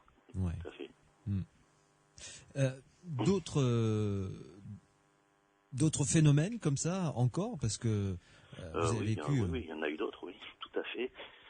On a eu notamment les animaux, donc chiens et chats, qui ont eu quelquefois des réactions bizarres, alors qu'il se passait strictement rien. Ils se mettaient à l'arrêt, ils se mettaient à grogner face à un coin de la maison, un coin de la pièce, face à la cheminée, face à rien en fait, que marquait un énervement, une tension, quelque chose qui allait pas, quoi. Ouais. Voilà, on a eu aussi un ami qui dormit à la maison en fait, et qui lui a ressenti pendant la nuit, a ressenti quelqu'un se coucher à côté de lui. Comme un poids quoi, Ouais. le poids d'un Non, corps. comme une espèce de courant d'air. Mhm. Pas de poids, non, un courant d'air, voilà, Ouais. qui est entré dans son lit Ouais. et qui en est ressorti. Effectivement, oui, c'est plus Voilà. qu'étrange. Oui, ça c'est. Ouais. Ouais. C'est dans une pièce où a priori il s'était jamais rien passé par contre. Ouais. Et vous avez vécu donc, je le rappelle, 16 ans dans Oui. ce bâtiment, Ouais. dans cet hôtel particulier, qui était un château au départ, hein, on le Au précise départ, bien. oui. Ouais, Voilà. ouais. Vous Et en... disons quand il est devenu hôtel particulier, quand il était château, Mhm. c'était une aile administrative en fait. C'est l'endroit où était un personnage assez important de la région. Ouais. Mais vous en retirez quoi? Parce qu'on ne vit pas 16 ans avec de temps en temps ce genre de phénomène sans en tirer des conclusions. Votre analyse de tout ça, vous, c'est quoi? Disons que c'est assez compliqué. Parce que moi, je suis au départ quelqu'un de très scientifique et cartésien. Donc, vous imaginez bien que au départ, quand j'ai eu ces phénomènes, j'ai d'abord, avant tout, cherché à les expliquer. Bien sûr. Puisque pour moi, tout a une explication. Et au final, j'ai fini par me résoudre à penser qu'effectivement, tout ne s'explique pas. Ou du moins, moi, je n'ai pas la possibilité de tout expliquer. Ouais. Parce qu'effectivement, il se passe des choses qui nous dépassent, en fait. Voilà. Et ce que j'en tire surtout, c'est que le côté, je dirais, populaire du fantôme maléfique, toujours négatif, etc., pour moi, n'existe pas. Ouais. Moi, je les considère comme des personnes, parce que j'ai vécu avec eux, en fait. Donc, je les considère comme des personnes, même s'ils n'en sont pas, même si je ne sais pas s'ils en sont, des personnes. Ouais. Mais bon, il y a quand même de fortes présomptions. Et j'ai jamais eu aucun problème avec eux, donc je trouve que l'image qu'on en donne donc de quelque chose de négatif ou de maléfique, pour moi, est totalement erronée. Mhm. Voilà, parce que je l'ai très bien vécu en fait cette période. Vous n'auriez pas du sang anglais ou écossais dans les veines par hasard? Ah, pas du tout, non. Parce Non, que eux vivent également très très bien avec leurs revenants et tout ce genre de phénomène de hantise dans une maison, du reste. Oui, mais moi, ça n'est pas du tout mon cas, non. Mhm. Non, mais bon, comme j'ai jamais ressenti la moindre agressivité ni côté belliqueux Ouais. de leur part, je trouve que c'est. Et on apprend à vivre avec, en fait, très facilement. de même pour votre compagne et sa fille. Elles l'ont moins bien vécu quand même. Parce que, en fait, mon épouse, donc elle est, je dirais, déjà à la base beaucoup plus réceptive, Ouais.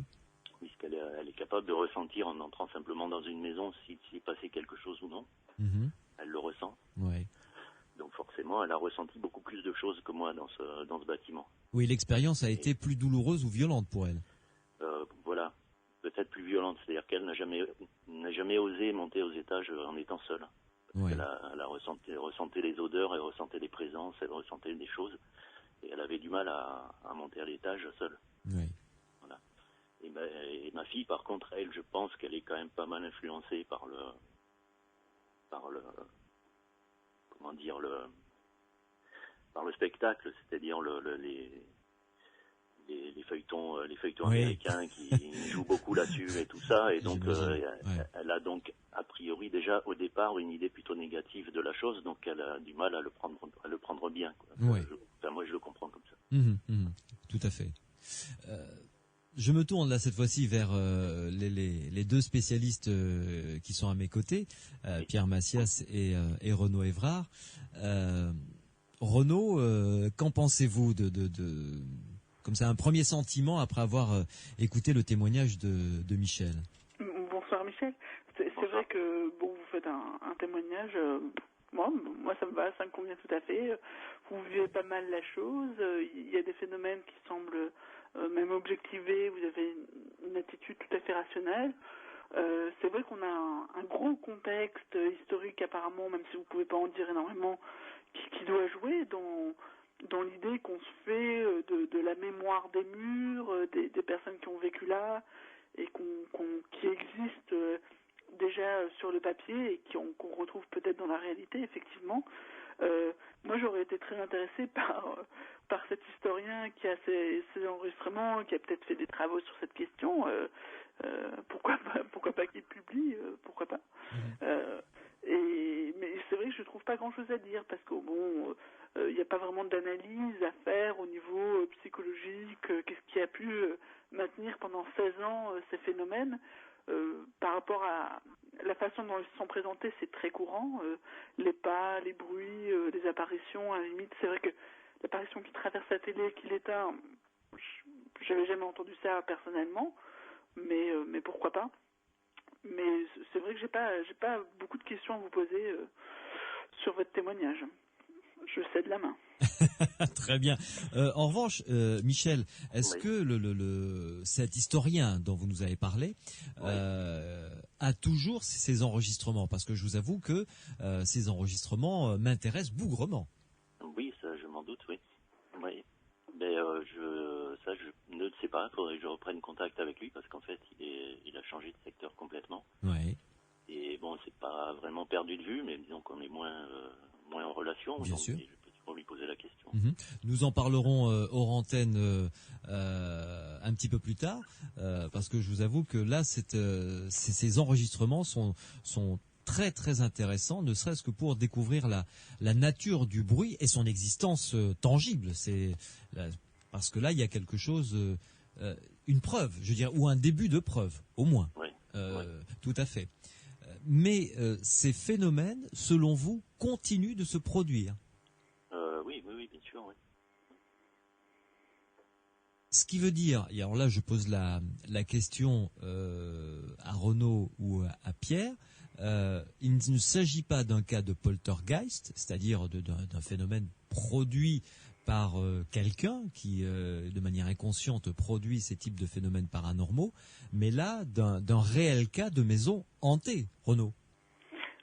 C'est difficile à dire pour la simple raison que il faut toujours qu'il y ait un être humain pour observer quand il y a des phénomènes. Oui. Et donc là, on peut jamais vraiment annuler l'importance que l'être humain soit cette source des phénomènes, influencé ou pas par le contexte. Mais c'est vrai que quand on retrouve comme ça des éléments récurrents, historiques, très irréguliers, pas forcément irréguliers au niveau des horaires justement, ça c'était étonnant. On peut être tenté par l'hypothèse de la maison hantée, effectivement. Mais... Ouais. Pierre Massias. Oui, moi aussi, je suis très tenté par l'hypothèse de la maison hantée. Ça existe donc dans le monde paranormal, le phénomène de maison hantée. Des témoignages sont rapportés. La notion de maison hantée, c'est-à-dire dans le lieu dans lequel va se produire des phénomènes récurrents, hors présence, sur plusieurs générations. Oui, voilà, par exemple.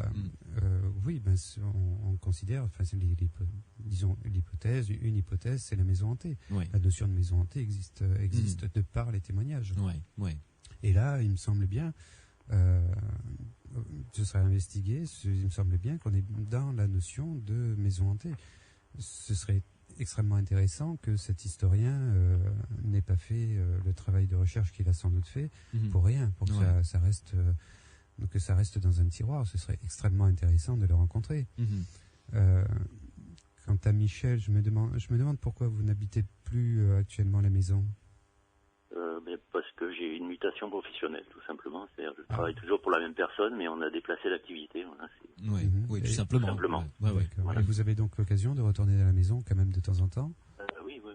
Et parfois, les phénomènes se reproduisent. Oui, c'est arrivé. Vous diriez qu'ils se reproduisent systématiquement ou il y a des fois temps, où vous y êtes retourné où il n'y a rien eu?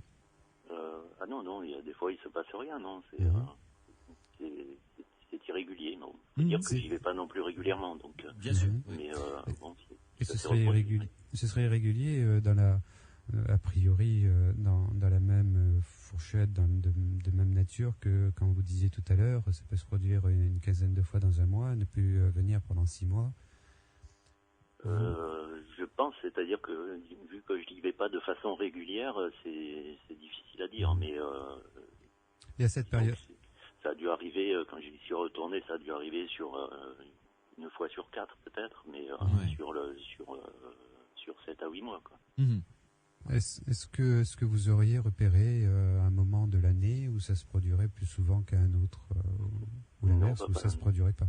Non, pas particulièrement. Par exemple, tout à l'heure, quand vous y habitiez pendant ces 16 ans, une période de 6 mois, une période de plusieurs mois sans activité, est-ce qu'elle se situait plutôt en été ou plutôt en hiver ou au printemps, ou c'était vraiment réparti aléatoirement sur l'année? Non, c'est plutôt aléatoire. Parce que j'ai pas noté spécialement par rapport à l'activité même du bâtiment, puisqu'il était ouvert au public, donc il avait une activité. J'ai pas noté non spécialement de période de l'année. J'ai pas très bien saisi là. Il était ouvert au public. Oui. Pour le visiter. Pour la visite, oui. Le bâtiment, enfin une partie du bâtiment. Il y avait une activité une partie du bâtiment, oui, parce qu'il n'était pas entièrement restauré. Donc. Oui.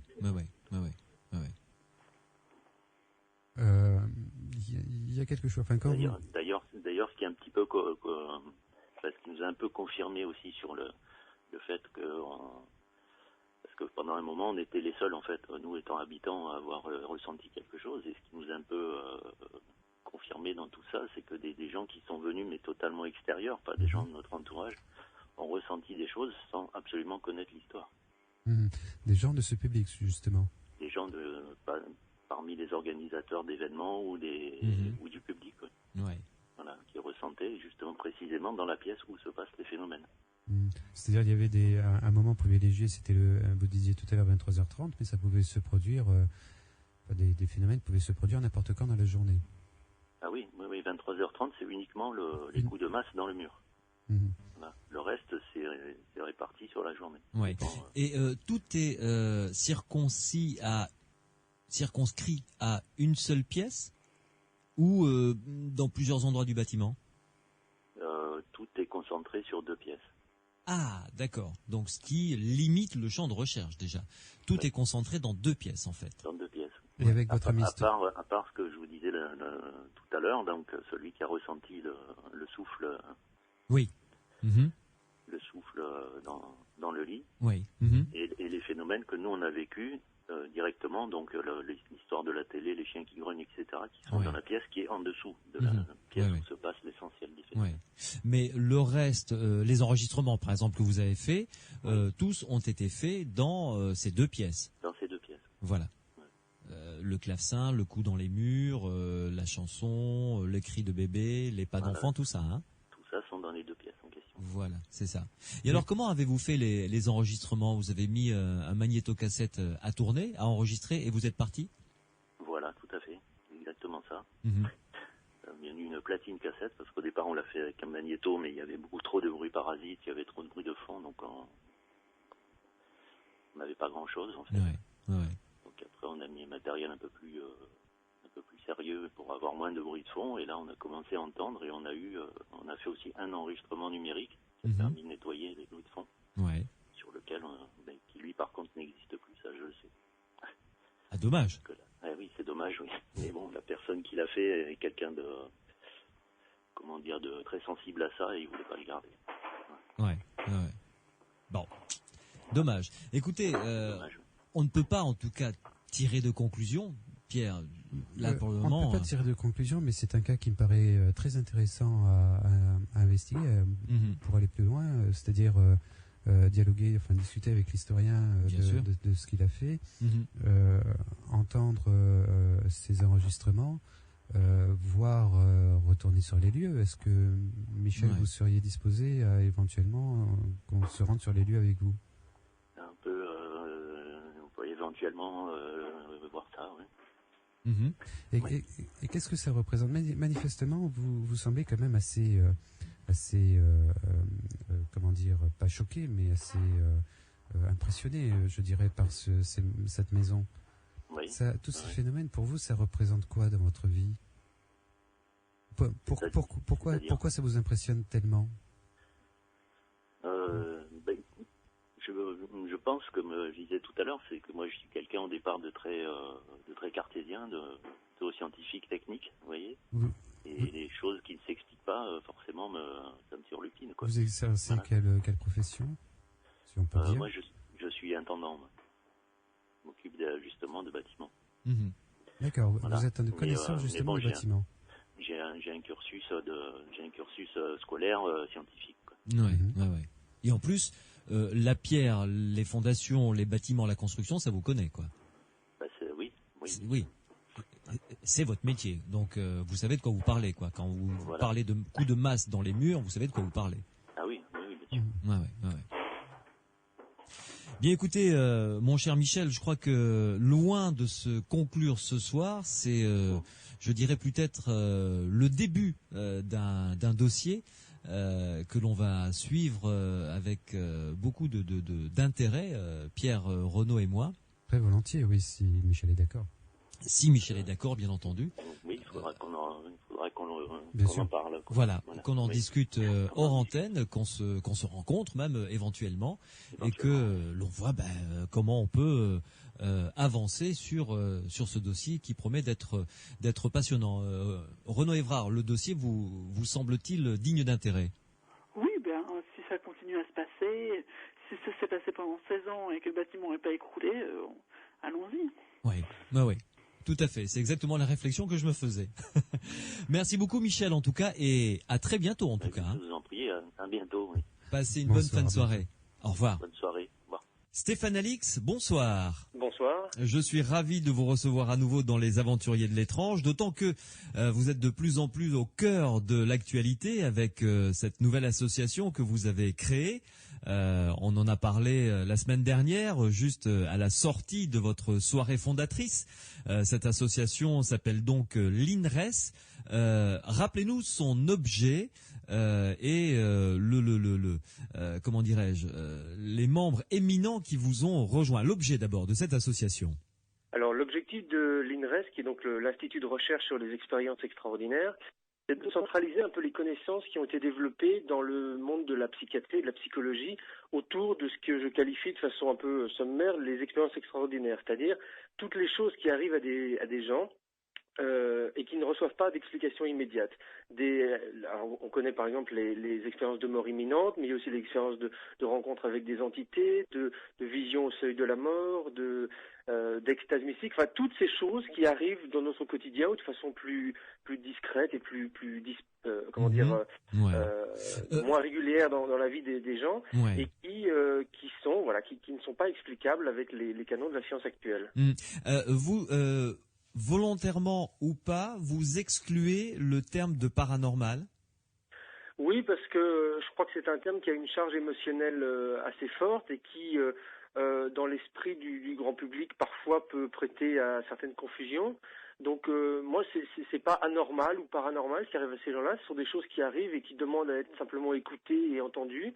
Donc il y a, voilà, on a envie de développer et de sensibiliser le monde de la santé mentale en premier, les psychologues, les psychiatres. Ouais. Et par là même d'élargir le débat. Oui, vraiment. Je crois que on a peut-être mal posé les questions sur ces phénomènes.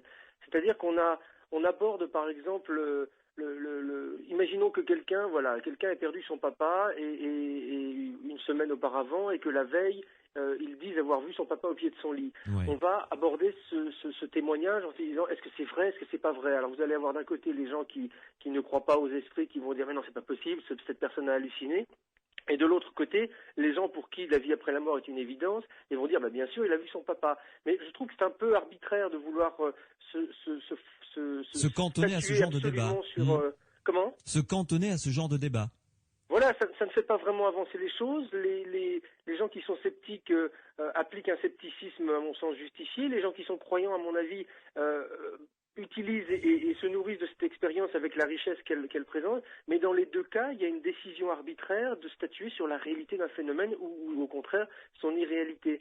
Moi, j'essaie de suivre le réflexe qui est celui peut-être qu'utilisent certains psychiatres, certains psychologues que j'ai pu rencontrer, comme John Mack, le fondateur du département psychiatrie de Harvard, comme Stanislas Grof, l'inventeur de la psychologie transpersonnelle, qui laisse un peu de côté cette question qui en même temps ne nous intéresse vraiment pas, à mon sens, mais qui au contraire essaye d'explorer l'expérience du témoin pour aller un peu plus loin que le simple débat vrai, pas vrai, irréel et réel. Et je prends l'exemple, par exemple, d'une personne qui a vécu une ENDE, qui est une des expériences extraordinaires les plus connues aujourd'hui et les plus étudiées par le monde médical. Vous avez une personne qui va avoir un arrêt cardiaque, mettons dans un accident de voiture, qui va vivre cette expérience de NDE, qui va être extrêmement puissante pour elle. On a des cas de gens qui ont des sensations et des émotions qui dépassent tout ce qu'elles ont pu vivre dans leur vie quotidienne. Et cette personne, à son retour, va vivre avec ce souvenir de cette rencontre avec une lumière, de cet amour inconditionnel, enfin de cette expérience très très forte qui peut être positive mais qui parfois peut être aussi négative. Ouais. Quoi qu'il en soit, elle va vivre avec la puissance de cette émotion. Ça va l'inciter dans les semaines à essayer d'en parler autour d'elle. Ça va l'inciter à essayer de peut-être réorienter sa vie. Elle se dit mais tiens, je fais ça dans ma vie, mais c'est peut-être pas ça qui est essentiel. J'ai envie de changer. Donc ça va amorcer un changement qui va aller en profondeur dans la vie de cette personne. Pour son entourage, s'il n'y a pas d'ouverture et de discussion possible, son entourage va avoir uniquement le trauma d'un accident, le trauma de quelqu'un qui a frôlé la mort et qui, Dieu merci, est revenu. Et du coup, il n'y aura aucune connotation positive à ce drame qui s'est passé dans cette famille. Du coup, vous allez avoir la personne qui a vécu l'expérience qui, elle, aura besoin d'en discuter, aura besoin de parler de ça, aura besoin de parler de ce moment qui, pour elle, dans la vie, aura été vraiment particulier et qui n'arrivera pas, même avec ses proches, parce que pour les proches, cet événement sera synonyme de drame absolu et on ne voudra pas revenir dessus. Donc, avec l'INRES, on n'a pas envie de dire, mais rassurez-vous, il y a une vie après la mort, chose qu'on ne peut pas savoir. On n'a pas les outils scientifiques aujourd'hui qui nous permettent de le prouver. En revanche, avec l'INRES, on a possibilité de diffuser de l'information, de diffuser des approches thérapeutiques qui ont été développées dans le monde depuis des décennies pour créer un climat de discussion favorable qui permette à cette femme qui a vécu cette NDE de pouvoir en parler plus librement et à son entourage de pouvoir accepter plus facilement l'expérience qu'elle a eue et qui va profondément changer sa vie. Et ça, on le rencontre sur les NDE. Mais on le rencontre sur un certain nombre d'expériences. Moi, j'ai travaillé avec ce psychiatre américain, John Mack, qui travaillait avec des gens disant avoir été enlevés par des extraterrestres. C'est vraiment une histoire de fou. Mon réflexe premier en tant que journaliste, il y a quelques années, quand j'ai découvert ce phénomène, c'est de me dire « Non, ça vraiment, je peux pas entendre ces trucs-là, c'est trop n'importe quoi ». Et puis, je me suis quand même forcé pour lire le travail de John Mack, pour découvrir la consistance de ce sujet. Et j'ai été estomaqué. Et quand vous avez en face de vous un témoin qui dit avoir vécu ces choses-là, et que vous voyez manifestement que cette personne est sincère, qu'elle souffre d'un trauma lourd, qui déclenche même un syndrome de stress post-traumatique, tout d'un coup, la question de savoir si « Ah là là, mais est-ce que c'est réel ou pas ?»